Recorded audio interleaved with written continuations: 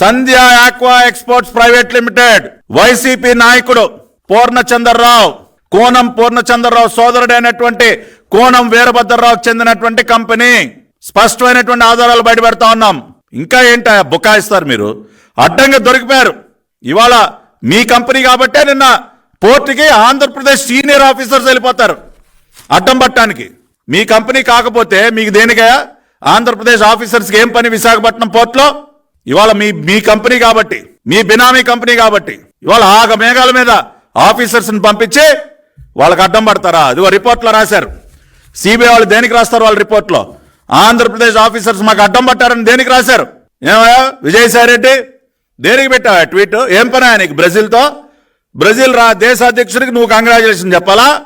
ఇగో ఇటువంటి చెత్త పనులు చేయటానుగా, ఇటువంటి దొంగ వ్యాపారాలు చేయటానుగా నువ్వు ట్వీట్లు పెట్టేది? దొంగ నడుచుకుంటా పరిగెత్తుకుంటా పోయి తప్పించుకోవాలని చూడడం. క్లాసిక్ కేసులు ఏమైనా ఉండేవి వీళ్ళే చేసేది.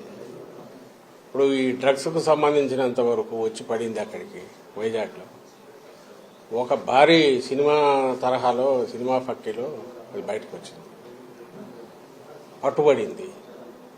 CBI central intelligence, central government చెందిన సిబిఐ దాన్ని పట్టుకుంది.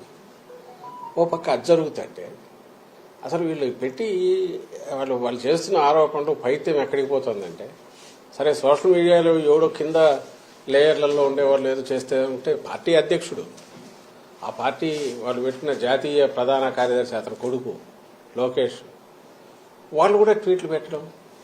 అసలు చంద్రబాబు నాయుడు ఆయన ముఖ్యమంత్రిగా పనిచేశాడు రాష్ట్రానికి, ఇంతకుముందు చేశాడు. ఈ రాష్ట్రానికి మళ్ళీ కావాలని పగటికెళ్ళాలి అంటున్నాడు. అతని కొడుకు ఫ్యూచర్లో ఎప్పుడన్నా అయిపోతానేమని అతను పగటికెళ్ళాలి అంటున్నాడు. ఆ బుద్ధి అన్నా ఉండాలి, కొంత ఇంగితం ఉండాలి కదా. ఏం మాట్లాడుతున్నాము, ఏ స్థాయి వ్యక్తులము, మాట్లాడే ముందు మా స్థాయి కన్నా ఇది సరిపోతుందా, ఫ్యాక్ట్స్ ఏంటి, ఫ్యాక్ట్స్ లేని మాట్లాడకూడదు అనే కనీస జ్ఞానం, కనీసం ఇంగితం అన్నా ఉండాలిగా.